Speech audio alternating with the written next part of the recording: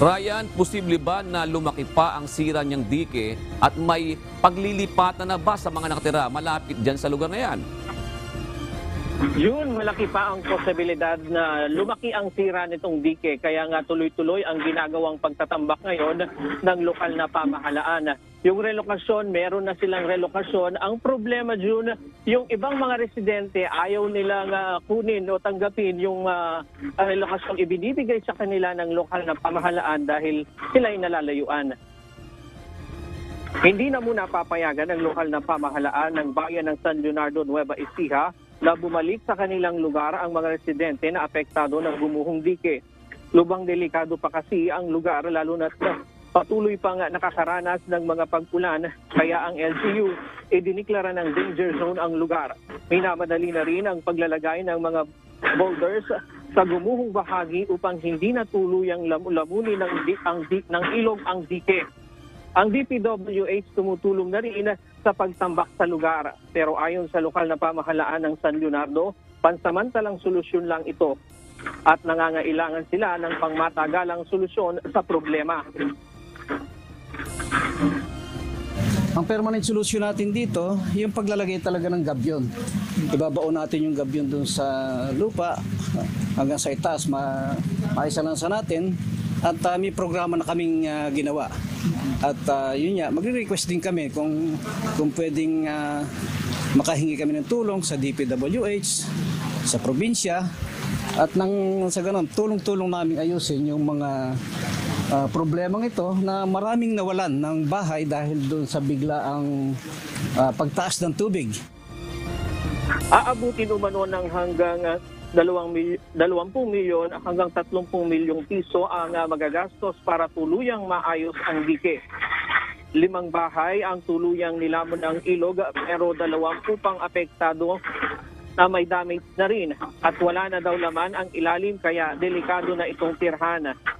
Sa isang gym muna pansamantalang dinala ang karamihan sa 28 pamilyang apektado habang ang iba sa mga kaanak nakikituloy. Mayroon ng ilang relocation o inilaang relocation site para sa mga apektado. Kompleto naman ito, June, na ang mabahay. Dudugtong na lang ang linya ng tubig at kuryente. May mga payag sa alok ng LGU dahil wala naman silang ibang mapupuntahan. Pero ang ibang residente ayaw pa dahil nalalayuan sila. Kaya po kami babalik doon. Kasi po, nakakatakot na po eh. Hindi po natin masabi yung panahon. Wala po kasi lubay ang ulan. Hindi na po kami babalik. Ano na po namin yun. Maganda po. Nakita ko po kahapon yung location po. Maganda. Kahit medyo malayo po talaga sa kalsada po. Ganda naman po. Malayo po sa disgrasya. Tsaka makapagtanim po kami ng mga gulay. Mahilig po kasi kami magtanim noon. Tapos yung mga bata po maluwang laruan po. Bumalik po ako sa taas namin hanggang hindi nabubuwal. Nakitang-kita po talaga yung bahay ng anak ko gumagano na, bumababa na sa tubig. Kaya nga po hihiyaw ko nung nabubulit na ayakot ng mga anak ko. Mahirap lang kami alang pagpapagawa. Talaga po hiyaw ko nung naiyak. Kaya ang pamahalaan patuloy na nakikipag-usap sa kanila upang kumbinsihin. Ayon sa Municipal Social Worker Development, ang bayan nagkakaroon din ng mga activity sa mga bata para kahit papaano ay malibang sila habang nasa evacuation center. Yung mga basically kasi since halos naman nabagsak yung nila, yung mga damit nila, si clothing ganun po. Aside dun, of course, syempre yung pabahay po nila, yung clothing po lastly siguro, tsaka yung ibang mga needs po ng mga bata. Yun sa ngayon ay wala naman nagkakasakit doon sa evacuation center. Binisita natin kanina, may mga tumutulong gaya ng Department of Health, DSWD, kaya meron pa silang mga pagkain doon at ang LGU, pinapakain naman sila araw-araw. Pero ayon sa LGU, hindi naman pwedeng mananatili na lang sila doon dahil hindi pwedeng magtagal sila doon ng matagal. Kaya pinakikiusapan sila na kung pwede ay pumunta na doon sa mga relocation site, kunin na nila yung mga pabahay na iniaalok ng lokal na pamahalaan yun. nabanggit ba kung gaano na katagal yung dike na yon at gaano kahaba yan yung dike diyan sa Pampanga River na nasa sakop ng San Leonardo? Oo, Jun, itong dike na to ay itong pagkakagawa nito, lumampas na yung madwang tawag doon,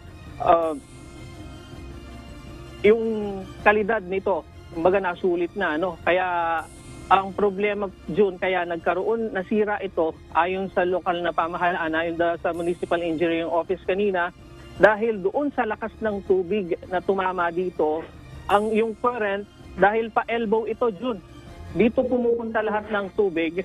Ang problema, dahil sa lakas ng ulan, yung tubig naman na galing dito sa taas, sa mga kabahayan, nagpalambot pa yon dito sa kinatatayuan, kinatitirikan ng mga bahay. Kaya biglang bumagsak itong bahagi na ito. Ngayon, Jun, tumaas na naman itong tubig dito dahil itong mga bayan sa itaas ng Nueva Ecija, ito rin ang sumasalo sa tubig nila. Ayon sa mga residente kanina, maaaring umulan sa mga kabundukan dito sa mga gawing itaas, kaya muli na namang tumaas yung tubig nito, June. Ibig sabihin, may katagalan na yung dike na yan dahilan para ito ay rumupok at hindi na makayanan yung pressure ng tubig. At yung kabilang ibayo, Ryan, walang dike. Ibig sabihin, dito lang yan sa may kaliwa mo ang may dike? Meron yan, June. Actually, itong nakikita mo, lumapad na yan, no? Dati, nasa kalahati lang yan, yung dike. Nandito sa gitna yung kalsada, yung main road dati. Itong kinatitirikan, itong gumuhong lupa na ngayon, talagang pag-aari na ito ng mga residente rito, kaya ayaw nga nilang umalis. Kaya lang dahil sa unti-unting kinakain yan ng ilog, ng Pampanga River, unti-unting kinakain, lumapad ito. Malapad lang yun, June.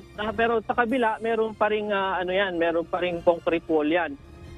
Dito lang talaga nag-concentrate yung tubig, yung current ng tubig pagka tumataas yung level. Kaya ang tendency talagang masisira ito dahil ito ang tinatamaan itong bahaging ito. Last na lang, Ryan. Yung nakita ba namin kaninang pabahay na yon ay yung konkreto? Ibig sabihin, maayos yung lilipatan ng mga residenteng naapektuhan ng pagguho na yan? Natin kanina, binisita natin. Medyo madamo lang dahil siyempre wala namang nagme-maintain doon. Pero yung may kwarto na siya, may CR, malinis yung palikuran, may tubig, may kuryente. At anytime na magsabi yung mga apektadong residente na gusto nilang lumipat doon, ay padudugtungan naman na yon ng lokal na pamahalaan para matirhan na nila. Last na lasan talaga, libre ba yon o uhulugan nila? Libre pabahay yun, galing sa NH8, pinagkaloob sa lokal na pamahalaan, June.